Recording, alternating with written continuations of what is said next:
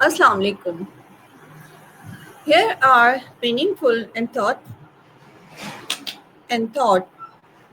provoking discussion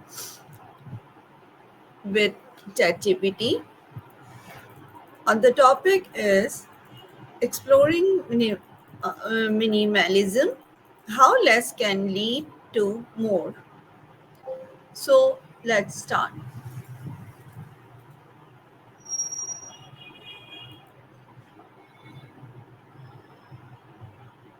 Hi ChatGPT, how are you?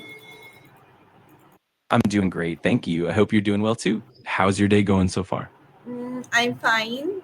My day is great, good.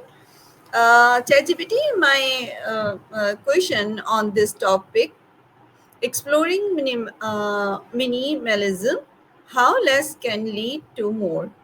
So I have some question on this topic. My first question is, what does minimalism mean to you in your own words?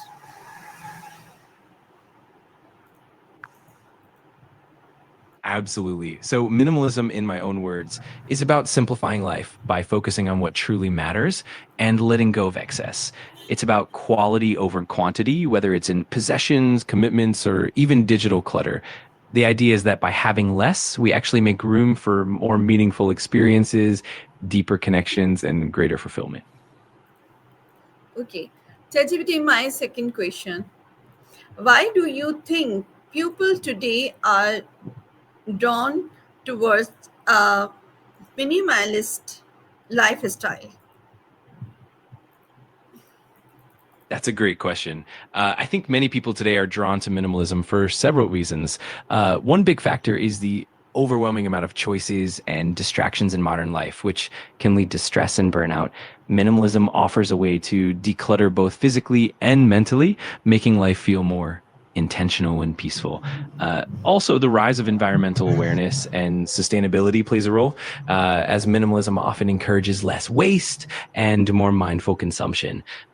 Plus, with the digital age, many people are seeking simplicity as a way to reconnect with what truly matters. Okay. My another question: how can own, owning fewer things actually bring more peace and clarity? That's such an insightful question. When we own fewer things, it reduces the mental and physical clutter in our lives. This means less time spent on maintenance, organization, and decision making, which can free up mental space and energy. With fewer possessions, we tend to appreciate and value what we do have more deeply, leading to a greater sense of gratitude and contentment. Overall, minimalism helps create a more peaceful environment, both physically and mentally, which leads to clarity and a deeper focus on what truly matters. Okay. My another question, ChatGPT: what's the difference between minimalism and simply being frugal? Great question. Minimalism and frugality definitely overlap in some areas, but they have distinct. Minimalism is about intentionally simplifying life, prioritizing quality, meaning, and experiences over quantity. It's more about the mindset of valuing what truly matters and letting go of excess. Frugality, on the other hand, is primarily about being economical and managing resources wisely. It focuses on saving money, getting the best value, and reducing expenses. While frugality is often about cost saving, minimalism is more about the overall lifestyle and intentionality. In essence, minimalism is about less is more, while frugality is about making the most of what you have. Okay. Uh, my next question: how does consumer culture make it hard to live simply? That's a really important point. Consumer culture often promotes the idea that happiness and success come from acquiring more possessions, constantly upgrading and keeping up with trends. This can create a mindset where we feel pressured to buy more to fit in or to feel fulfilled.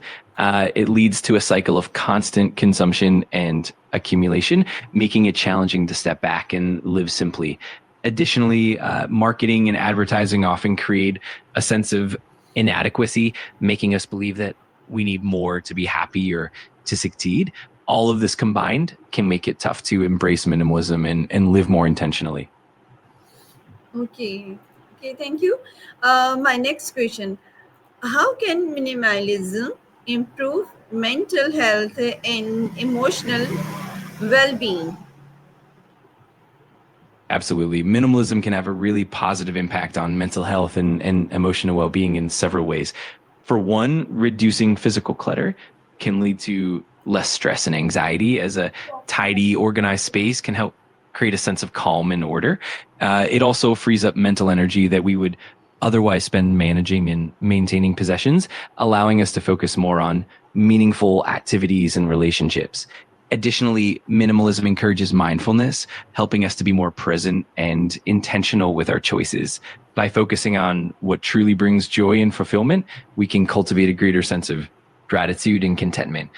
Over time, this can lead to improved emotional resilience, reduced feelings of overwhelm, and a deeper sense of well being. Okay. Uh, in what ways can a minimalist lifestyle help you focus on what truly matters? Absolutely. A minimalist lifestyle helps in a few key ways. First, by reducing distractions and excess, you can direct your time and energy towards the things that genuinely bring you joy and fulfillment, whether that's relationships, hobbies, or personal growth. Second, minimalism encourages intentionality. When you own fewer things, you're more mindful about what you bring into your life, which helps you prioritize what aligns with your values and goals. Finally, a minimalist approach can lead to more meaningful experiences. By simplifying, you can create more space for deep connections and meaningful activities, allowing you to focus on what truly matters and cultivate a more fulfilling and balanced life. Okay. My next question: how does minimalism encourage sustainability and care for the environment? That's a fantastic question. Minimalism naturally aligns with sustainability because it emphasizes mindful consumption. When we buy fewer things, we reduce waste and lessen our environmental footprint. It also encourages us to choose quality over quantity, which means investing in durable, long lasting products rather than disposable items. This approach reduces the demand for mass production, which often has a significant environmental impact. Moreover, minimalism tends to promote a more thoughtful, intentional lifestyle where we become more aware of the resources we use and the impact of our choices. This can lead to supporting eco-friendly brands, choosing secondhand items, and being more conscious about recycling and repurposing. In essence, minimalism encourages a lifestyle that's not only good for our well-being, but also kind to the planet. Okay. Uh, what small steps can someone take to being living more minimally? There are definitely some simple and practical steps to start living more minimally.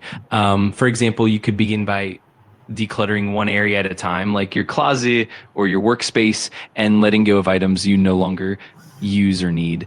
Another step is to be more mindful about your purchases. Ask yourself if something truly adds value to your life before buying it. You can also focus on quality over quantity, choosing fewer but better made items.